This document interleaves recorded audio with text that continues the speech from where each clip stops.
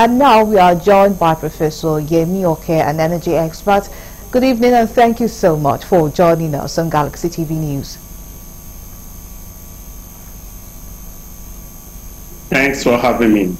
Good evening. So once again, Nigerians are going through another phase of increase in pump price of fuel.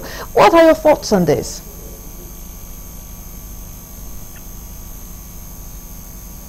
Thank you for the question. I'm going to talk just as an ordinary person because I'm going to be talking from the point of view of knowledge and information, industry knowledge and information. As an industry expert, I'm not going to talk just like a layman, but we need to understand certain things correctly.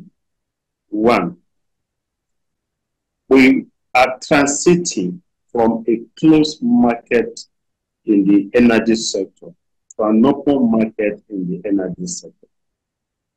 We were in a closed market when we had the old NNPC being a regulator, simultaneously also a player. The old NNPC was a conflicted entity as sector regulator and as sector player. And we pointed these anomalies out, that a country that will get there will not follow that route.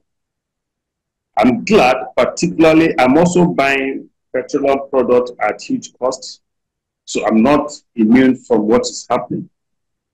But are we doing the right thing as a country? Have we started doing the right thing as a country? My answer is yes.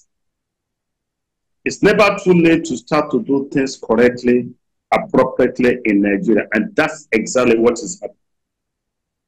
When the Petroleum Industry Act was signed into law by the former President Buhari, there was a window of 6 months to phase out petroleum subsidy. The window was there. That was why when a supplementary budget was passed thereafter, it was not included. Subsidy was not included in the supplementary budget appropriation that was passed. And that lasted till about June when a new regime came on board, the regime of President Bola Ahmed Tinubu. The Tinubu government was faced with two options. Subsidy had been removed by the outgoing administration, yes, we know that as a matter of law. Do we bring back subsidy or do we continue on the path of subsidy removal? The latter was the option of the current administration. So, going ahead with the removal of subsidy. Once subsidy is removed, now you are now creating an open market economy where you can now source for products at the competing rate for players. I was an advocate of the fact that subsidies, energy subsidies generally should go because it was full of fraud. It was never transparent, both the electricity subsidy as well as petroleum subsidy, because no Nigerian has accurate mathematics of our consumption pattern and the mathematics of the actual subsidy. No country will have continued in that manner.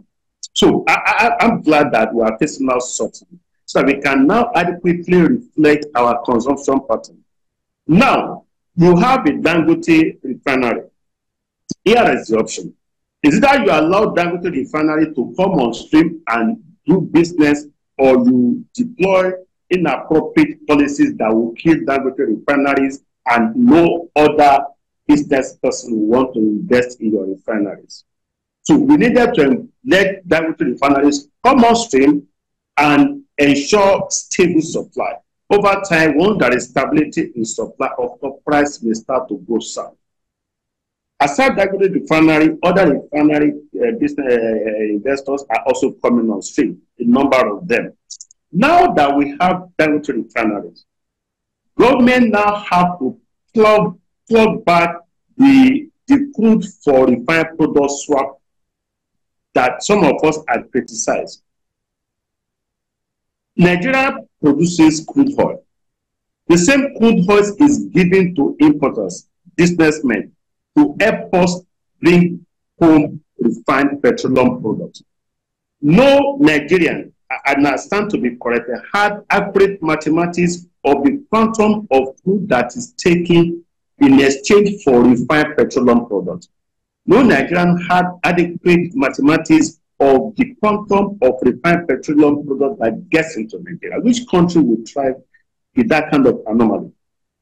Because the petroleum product then was easily subsidized. And you see 40 to 50% of the subsidies going into neighboring countries. So Nigerian government now invariably subsidizing waste, subsidizing those who are trading in it in neighboring countries. So with that refineries, it comes at a cost. So it's an open market. If you like, you can take it to Togo, you can take it to Liberia, you can take it to the Republic of Benin, you can take it to Niger. It's at a landing cost. Here is the implication. Nigerian government says we are selling to Dangote refinery in Naira. Commendable policy. So that frees up the pressure on the foreign exchange that will take to bring in refined petroleum products. People may argue that there is loss of earnings in terms of the crude we are giving to Dangote, but the crude being given to Dangote is also factored in the current exchange rate. People are talking about the cost, yes,